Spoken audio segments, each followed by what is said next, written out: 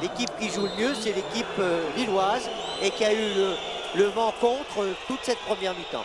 Allez, on va rentrer au vestiaire avec ce but d'avance pour le LOSC signé Michel Bastos, inscrit à la 7e minute.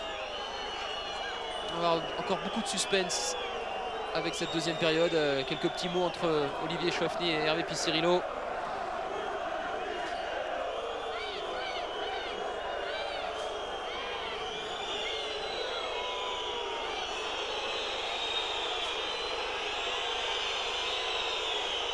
J'ai l'impression que dans le couloir, là, vous allez peut-être nous confirmer ça, Lucien, mais les esprits s'échauffent.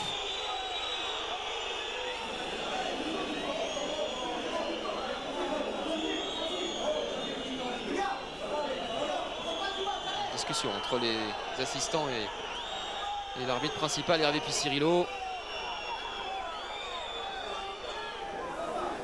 Allez, tout ça va s'arranger avec la mi-temps, on l'espère en tout cas. La Plestance, Cédric Canté, bras dessous quasiment. Et c'est l'arbitre que vous entendez évidemment siffler par le public, les supporters de l'OGC Nice. Forcément mécontents des quelques décisions prises par Hervé Picirillo.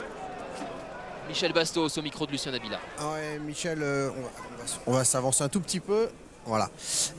Michel, on a vu une très bonne équipe de Lille dans ces 45 premières minutes et logiquement vous menez au score. Non, c'est vrai. C'est vrai qu'avec ce terrain, c'est un peu difficile de jouer. On met en 0. Je pense que là maintenant, il faut penser à bien défendre pour garder le score et sortir d'ici avec les 3 points. Non, ça ne nous a pas empêché de marquer un fort joli but et c'est le 8e de la saison, c'est très bien. Non, c'est bien. Je travaille beaucoup pour aider mon équipe. Aujourd'hui, je marque un but pour donner la victoire à Lille. Et voilà, il faut qu'on garde le score pour prendre les 3 points, c'est ça. Pas trop difficile physiquement sur un terrain difficile comme ça? Ah non, c'est vrai, les jambes sont lourdes déjà, mais il faut être costaud et il faut continuer pour finir les 90 minutes. Merci. Il y a beaucoup de joueurs étrangers qui évoluent dans notre championnat de France, mais il n'y a pas à dire, les Brésiliens font vraiment des efforts pour parler français. Bon, il est déjà là depuis plus de 2 ans, Michel Bastos, mais on constate toujours que les Brésiliens ne sont pas avares en efforts pour apprendre notre langue. Bien. Le tableau de bord, Michel, pour s'apercevoir qu'au niveau des occasions, des tirs, qu'ils soient à côté ou cadrés, la balance penche en faveur du LOSC. Il me semble qu'il y a eu un peu plus d'occasions pour les Lillois que 2.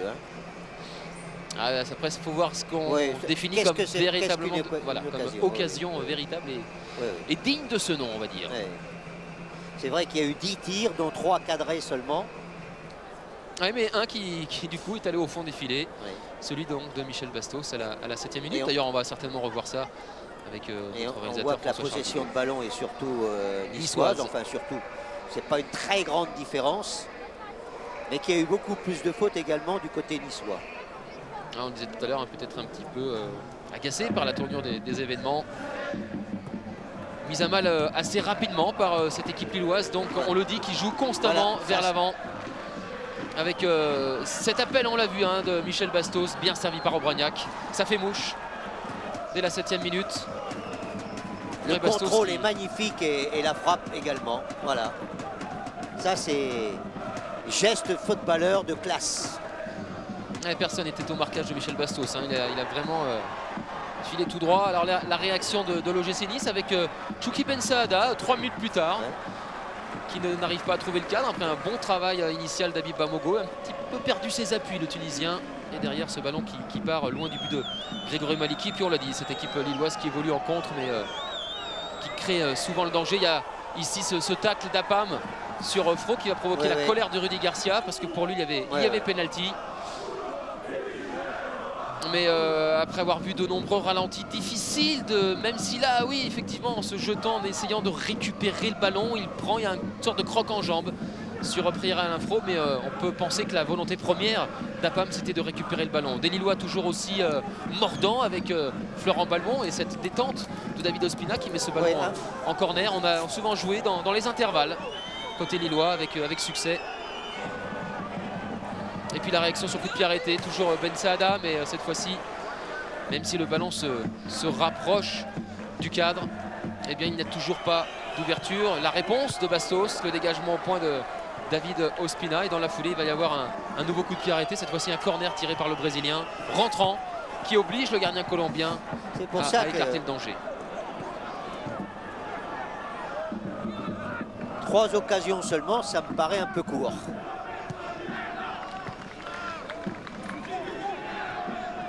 Et toujours des Lillois à l'attaque. C'est l'action dans le temps additionnel.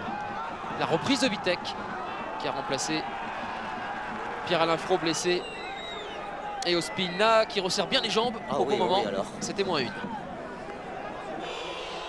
Et puis donc un début d'échauffourée, peut-être. Et là on a vu Jean-Marie de Zerbi, Maurice Cohen, Jean-Marie de Zerbi, l'entraîneur adjoint de Frédéric Antonetti. Et là le président Maurice Cohen qui est venu discuter avec Hervé Pistirillo.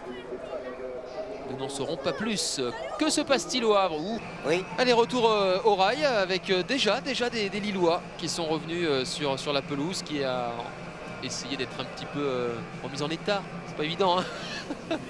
Par quelques jardiniers. La pelouse qui sont loin du contre, les pauvres. Là, pour eux, ce sont des moments de souffrance quand on voit leur gazon oui, mais là, dans un état pareil. Je ne pense pas que la pelouse soit vraiment un très grand handicap. Dans certaines zones de terrain, oui. Mais je crois que l'état d'esprit et notamment peut-être la fraîcheur physique des Lillois, c'est un petit peu ce qui a fait la différence en première mi-temps. Allez, petit coup de râteau évidemment. Et le zoom sur Michel Bastos, parce que c'est lui pour l'instant l'homme du match. En tout cas, au tableau d'affichage, s'il y a un 0, c'est grâce à lui.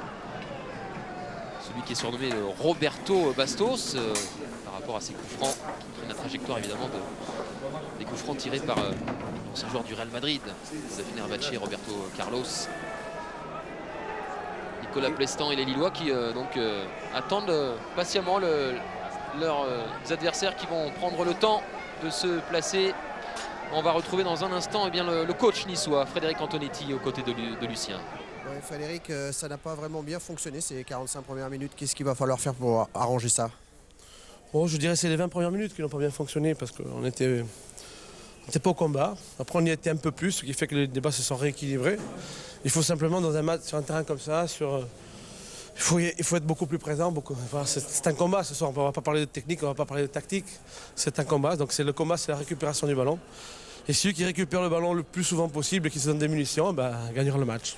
Merci Frédéric.